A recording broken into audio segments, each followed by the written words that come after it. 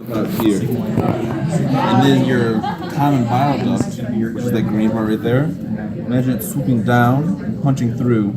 It's going to be that small hole right there. Okay. You see that all right? Yep. So that's the duodenal papilla. And it's this small bump. And inside of it, there's that little shaded in hole. And that little hole is just going to be called the duodenal aperture. Kind of like the aperture on a camera lens, the part that opens up.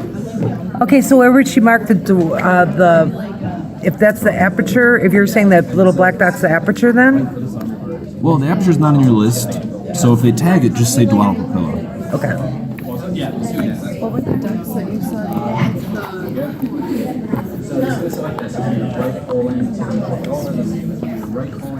It's pancreatic This duct? whole thing is your pancreas. Remember all that orange stuff?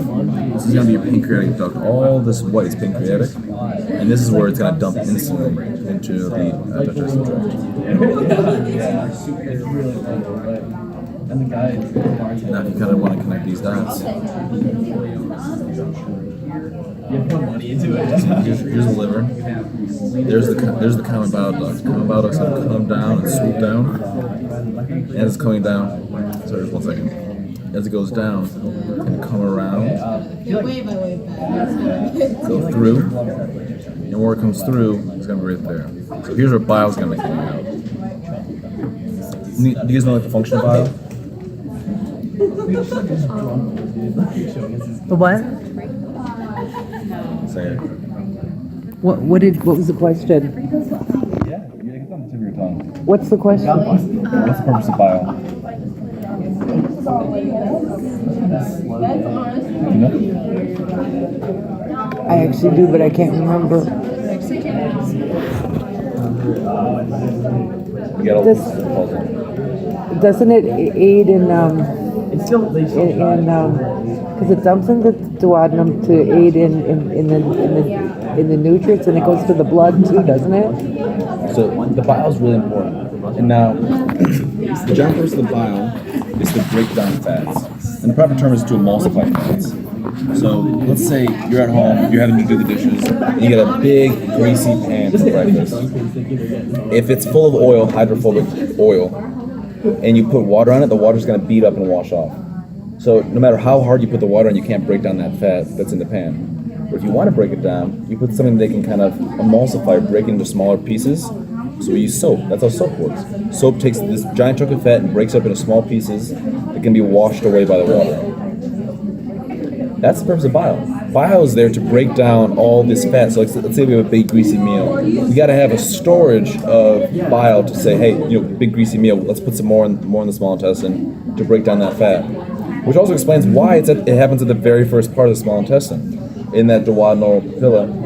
Because if your whole purpose is to break down and reabsorb fats and nutrients, you want to have that be the first stop on your list, so you can break it down all the way. You don't want to have your last stop like, oh, let's just do the dishes. For example, you wouldn't want to be rinsing your dishes for 10 hours before putting a few drops of soap in. You want to put the soap in immediately, and hopefully you can do the job faster. So that's the purpose of bile. Now if we're going to skip ahead to the liver. You want to seat back?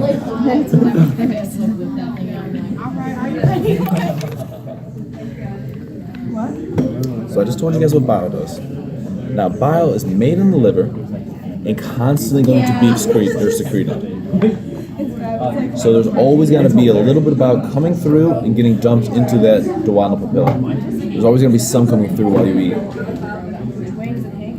But that small amount won't be enough if you have a giant greasy meal.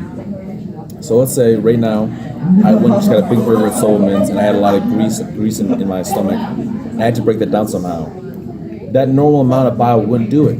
So I have to call upon the bile duct, which as some of it's getting dumped out, some of it's getting stored in the bile duct. And if we have a greasy meal, we're going to call upon that storage of bile in the gallbladder, and then have it come out and help break down that really fatty meal. So that's the common. That's not common. The big thing is the bile duct. So the direction of flow of bile. So you guys know the bile is going right to the duodenum. Here's kind of the general position. Okay? So we guys gonna rotate that around. Bile's gonna come from the liver to this direction and start filling up the gallbladder. So we're just looking at the green. This green branch right here is going to be the common, the name for liver is hepatic, so the common hepatic duct. And it's coming from over here, all the way along, and then sometimes it just goes straight into the duodenum. And I'm kind of throwing you guys a lot of information pretty fast, but That's all right. Where's the gallbladder? Is that on here? Is it? gallbladder's that giant thing. So in the body, we switched up a couple of names over time. And so the original name of this kind of gland structure, or this kind of liquid-containing organ, was just called the cyst. If you ever get like a blister, that's a cyst. It's a fluid-filled sac. This is a fluid-filled sac. And so it used to just be called the cyst, but now we call it the gallbladder.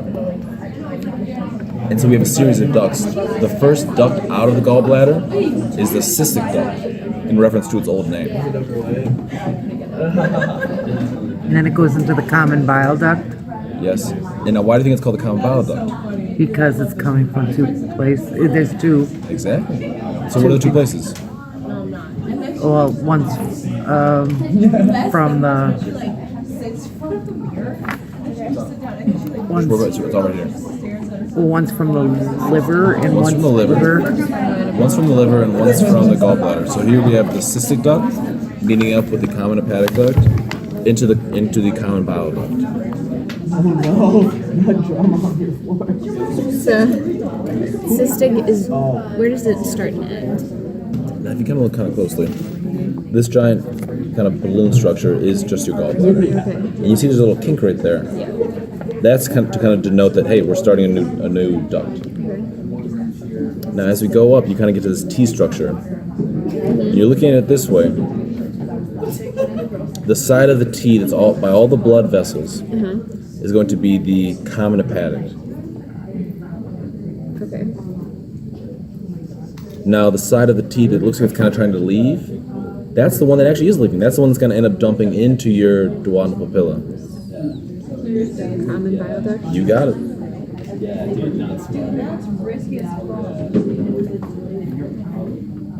So we have a little bit of stuff coming all the way through, and then if we have a greasy meal, we'll call upon our gallbladder and get some more into our small intestine.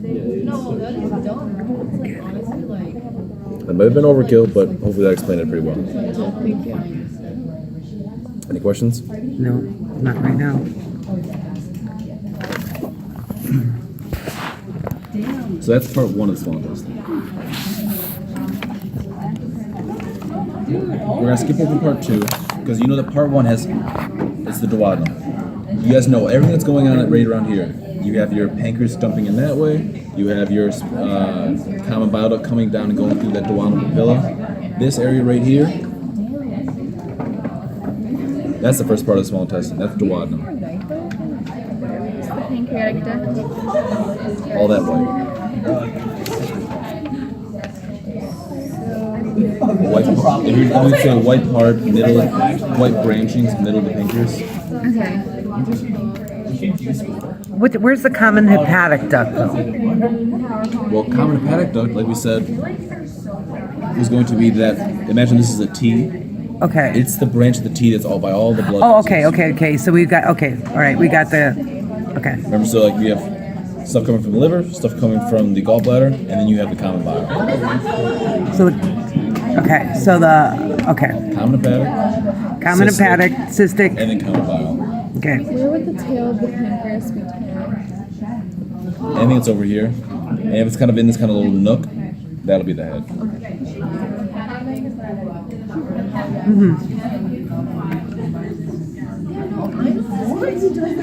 So I wanted to skip over the middle of the small intestine because I think it's best to just figure out main landmarks and the dead giveaways. So you know, first one, duodenum. That's super easy. The duodenum is going to be the first about 10 or so inches of your small intestine. Then you're going to hit your jejunum. But let's focus on what's happening at the end. At the end, we're going from small intestine to large intestine. So the point at which we have pink to gray is where we have two possible ways to have our small intestine go into our large intestine. Which one do you guys think is going to be the start of the small intestine? This one. How'd you know, Mary? Because of I know just by the appendix.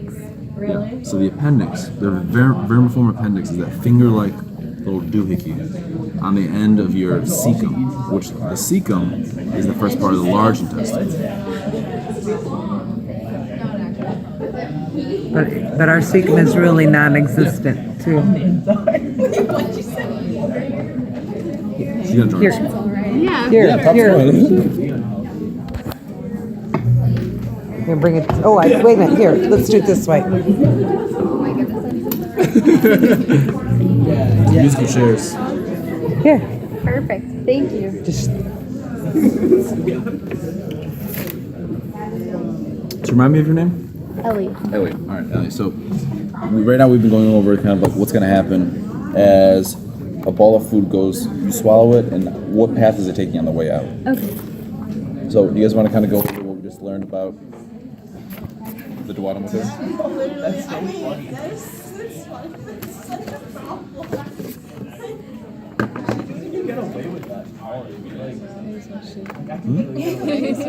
Yeah. I'll do the stomach part. Sure. Or Yeah, you so can- this is Ellie, this is gonna be the first stop the food is gonna take after it leaves the esophagus. So Mary, why don't you explain to her? Okay, it's gonna come in the esophagus. And this is the cardiac sphincter. And then you have the fundus, which is on the top. It's kind of like an air-filled pocket. And we have the greater curvature, the lesser curvature, the left gastric artery, the right gastric artery, and inside we have the rugae, and everything gets mixed up in there. And then we have the pylorus, which is the other sphincter. There's two sphincters, the cardiac and the pylorus. Yep. Yeah, so Ellie, if you caught that, there's gonna be a lot of tubes going on in the stomach. Yeah. You have two sphincters, two main blood vessels, two curvatures, and that's about it for the twos. So kind of, Elliot, kind of moon shape, like Mary was saying. The small part of the moon is going to be the lesser curvature, big part, greater curvature. The sphincter that's closest to the heart would be the cardiac sphincter, and the one that's away from it would be the pyloric sphincter. Now, once it leaves the stomach, we're going to go into the small intestine. And the small intestine is broken into three parts: D, J, I. Duodenum, jejunum, ileum. Now, Mary, if you want to pick that up.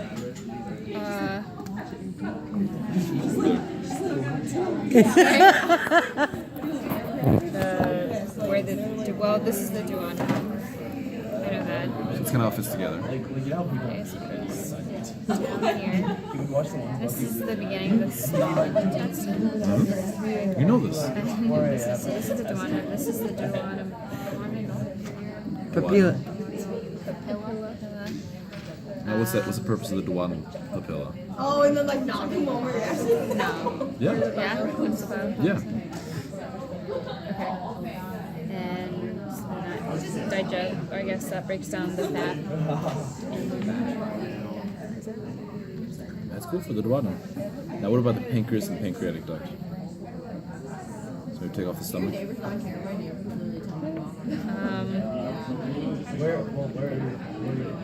It's on the pancreas. So the duodenum kind of arches over like this kind of C shape, and there's going to be a big bulky area filling in that. That'll be the head of the pancreas, and this kind of swooping back part that's a little thinner will be the tail of the pancreas.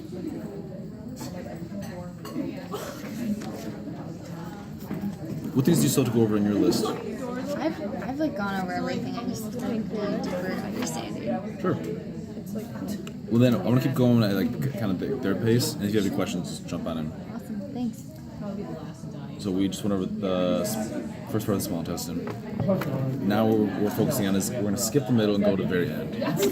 The way you can identify the end of the small intestine is this vermiform appendix, like Andrew was saying. That little finger-like projection. So this bottom chunk is going to be your ileum, the end of the small intestine. Because if the vermiform appendix tells you, hey, this is the start of the large intestine, that means that the end of the small intestine must be right around there. Cecum. Cecum. Cecum is the first part of the large intestine. Ileum is the last part of the small intestine. So landmarks are key because it's totally fair game for Dr. Grill just to be, let's say, which one do you think is going to be the ileum? Which one do you think is going to be the jejunum? Imagine kind of going like the words on a page. Go all the way across, all the way across, all the way across. This is the ileum. Exactly. So the ileum is going to be this bottom chunk, Okay, it's this entire. Okay. this whole thing. This is a little number for that whole bunch. Okay. And this whole other bunch, take a guess as to what this is. Jejunum. So to piece things together. So would they like tag the majority then, the upper part of that? Yeah, what would they, where would be the line in the front of the delineation between the ileum and the jejunum? Between the ileum and jejunum, Would just be that, or they kind of faint okay, line. so, okay, But you think about bottom chunk, upper chunk. Okay. Bottom chunk is going towards the large intestine. That's Right. going to be your ileum. The part that's more up top will be your jejunum.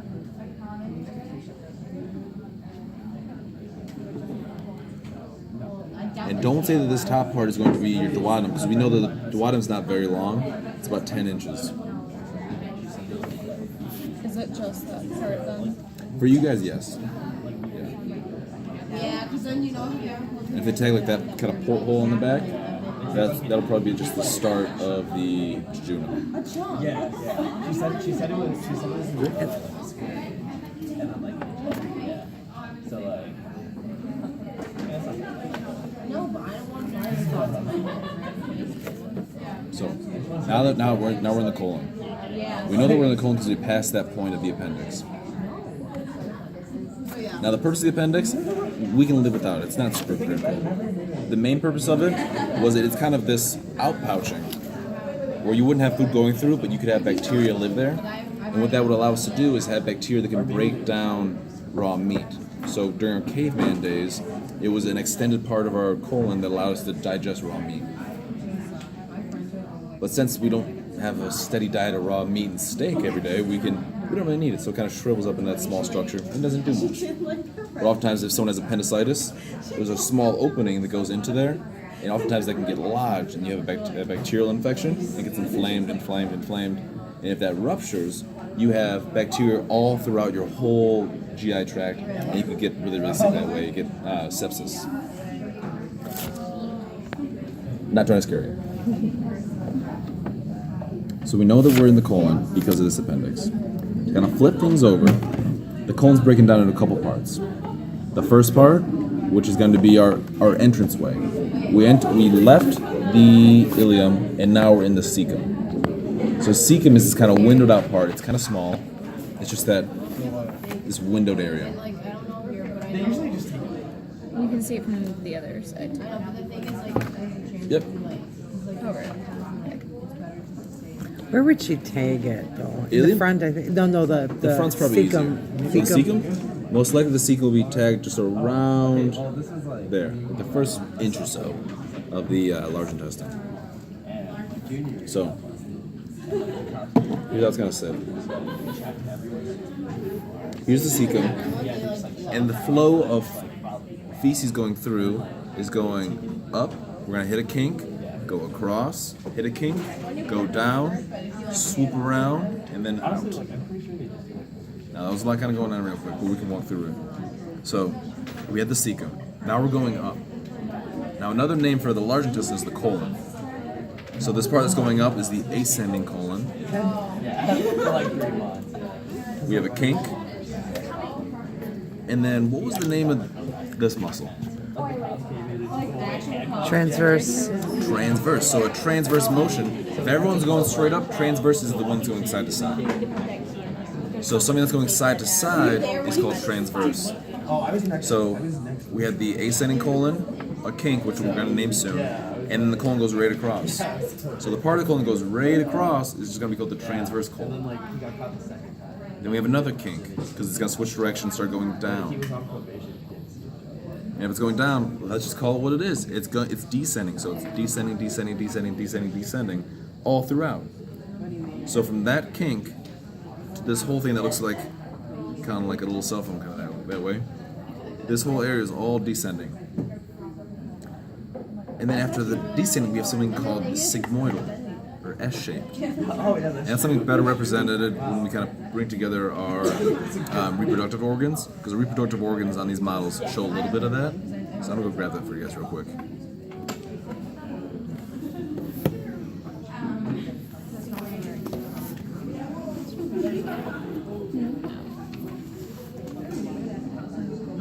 Did they pass her? Did they pass her on the sheet? Not yet.